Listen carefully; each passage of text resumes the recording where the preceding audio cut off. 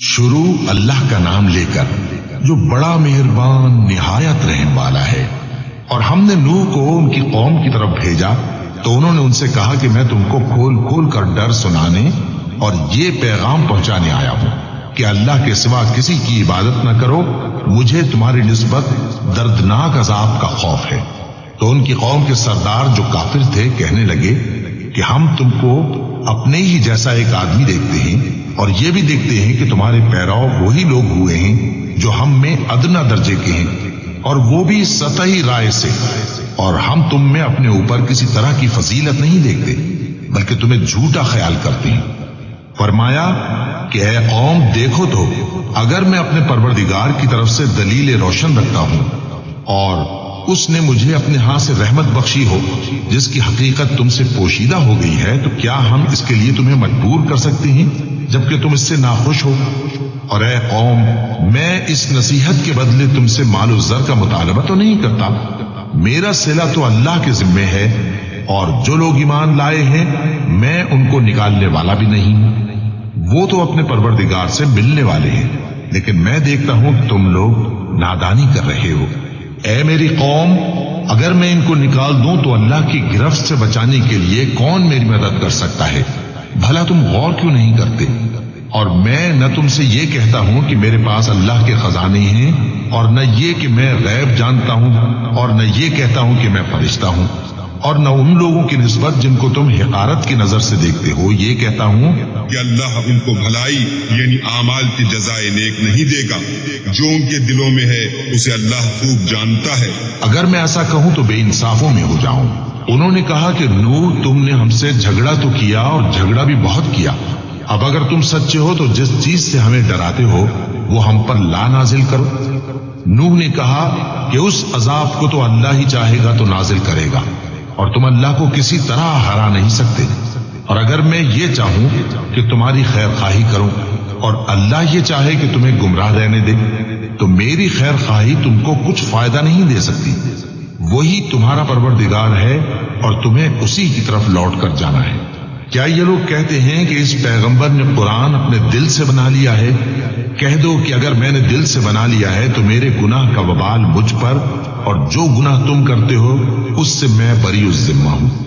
اور نوح کی طرف وحی کی گئی کہ تمہاری قوم میں جو لوگ ایمان لا چکے ان کے سوا اور کوئی ایمان نہیں لائے گا،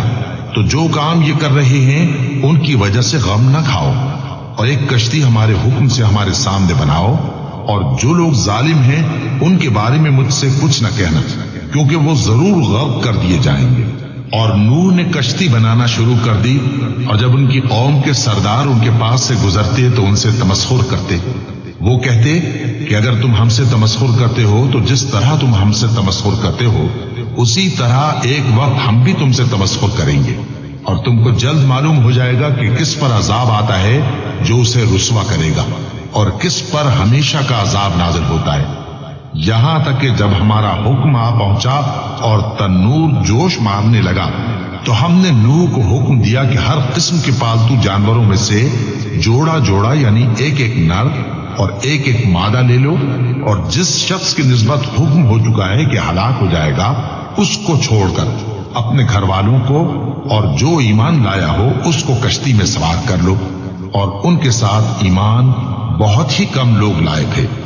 نوح نے کہا کہ اللہ کا نام لے کر کہ اسی کے کرم سے اس کا چلنا اور ٹھہرنا ہے، اس میں سوار ہو جاؤ،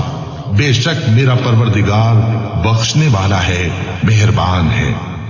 اور وہ ان کو لے کر طوفان کی لہروں میں چلنے لگے۔ لہریں کیا تھیں؟ گویا پہاڑ تھے۔ اس وقت نوح نے اپنے بیٹے کو جو کشتی سے الگ تھا پکارا کہ بیٹا ہمارے ساتھ سوار ہو جا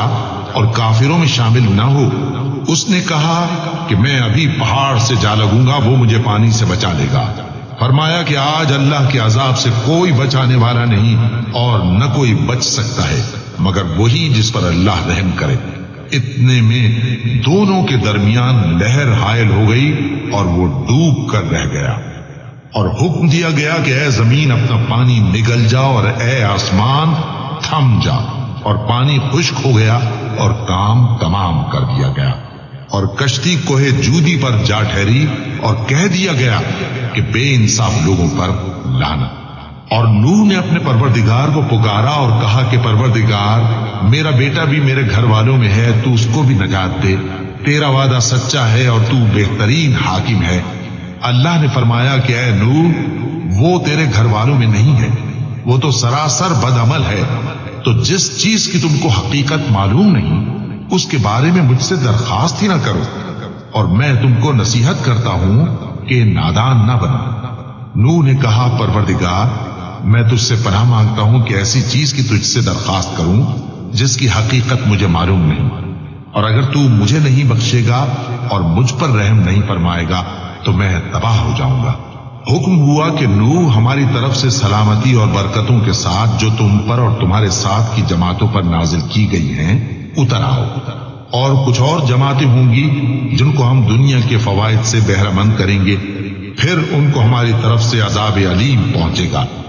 یہ حالات غیب کی خبروں میں سے ہیں جو ہم تمہاری طرف بھیجتے ہیں، اور اس سے پہلے نہ تم ہی ان کو جانتے تھے اور نہ تمہاری قوم ہی ان سے واقف تھی، تو صبر کرو کہ انجام